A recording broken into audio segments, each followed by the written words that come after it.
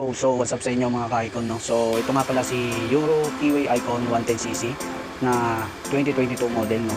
So yun, maraming mga nagko-comment sa akin guys kung ano nga ba yung maintain, no, na ginagawa ko sa motor na ito since nung nakuha ko siya sa motor casa, no, sa Mitsubishi, no, sa highway ng Bayanan. Nilupa ko nung siya nakuha noon. So paano ko nga ba na-maintain na maganda yung performance pa rin kahit na almost 4 years na itong motor na ito. So nung nakuha ko ito mga ka-icon, mo, so unang-una kong ginawa, sinunod ko yung ano nila na kapag naka 500 kilometers ka na, so pwede ka nang mag-change oil ng langis. And aside from that kasi guys, nung nakuha ko itong motor na ito guys is 400 speedometer yung range ng tinakbo nito mga ka-icon. Nagpalit na agad ako ng langis, at yung ginamit ko ng langis dito until now ay yung Pertuga.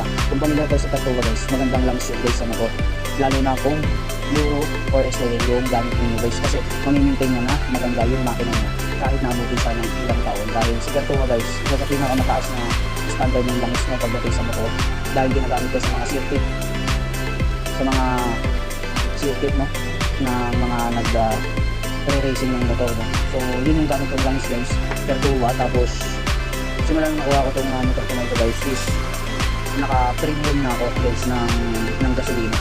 So malaki yung naging difference simula nung naka-premium na ako guys, kasi kapag pinupush start ko guys, hindi na siya maingay, no? Unlike nung unang kuha ko ito sa kasa nyo na kapag nag-push start ako, maingay siya. Maingay yung push start na guys, no? So yun, isa pa nung guys, namamatayan ako ng motor. Hindi ko alam kung ano reason nung naka-unleaded ako, pero nung nag-premium na ako guys at nakapatuwa ko ng langis guys, halos hindi na ako na sisiraan guys ng motor. So ano nga ba yung mga basic na sira na nagsisira ng motor ko guys? So umabot pa rin ng almost 2 years bago bumigyan yung mga basic na masisira sa isang motor, which is yung belt. So yan pa lang na pinalitan guys, yung belt. Yung regulator guys, syempre battery, no? Kasi parang nasa 12 months lang yata yung tagal ng battery. So yun, kailangan mo na rin siyang palitan. So kumaga halos nag-expire na, so yun lang yung mga pinapalitan ko dito. And yun, maraming tulong din yung premium guys sa Pertuga, kasi simula yung ginamit ako yun is hindi na siya sa gas. So sobrang titig na talaga sa gas guys. Halos yung 1 litro o kaya niya ng nasa 70 to 80 kilometers. So ilang beses ko na kasi itong naubusan ako ng gas. Sinagal ko talaga kung hanggang saan ba yung kayang abutin ng 1 litro. Napakatipid talaga nito guys sa gas guys, no? So yun, syempre habang lumilipas yung taon guys, syempre napapa-upgrade tayo, no? So pinapalitan natin ng mga genuine parts. Ang maganda kasi sa motor na ito guys, pwede mong palitan yung mga ibang parts ng genuine, no? Kagaya ng Honda at Yamaha. So itong motor natin guys, hindi siya mahirap palitan ng ibang parts, dahil yung mga ibang parts na pang Honda at pang Yamaha, sukat na sukat dito sa Kiwi Icon 110cc natin, kagaya na lang ng caliper, pang Honda Beat FI yan, yung pang gilid Honda Beat FI din, hanggang sa belt. So yung bracket ng MDL, so pasadya yan. And ang maganda niyan guys, meron ako sa yellow basket, no? So yun, isa lang sa mga talagang priority sa akin guys, yung kanyang throttle cable, kasi nung almost 3 years na yung motor ko sa akin guys, na putulan ako ng throttle cable. So yun, hindi siya talaga fit pang Honda Beat FI, Honda Beat 5. So may hirapan kayo guys kasi natutulan kayo ng throttle cable dito sa motor natin, kasi halos talaga yung pang-icon yung talaga yung fit para sa kanya. Kaya nga naghanap ako ng mga available na throttle cable at pinilagay ko lang sa yellow basket ko para maka-order kayo just in case maputulan kayo. Easily na kayo mapuputulan, no? So kahit maputulan kayo, meron kayong pamalit, so pwede nyo nang ipakalit sa other shop, no?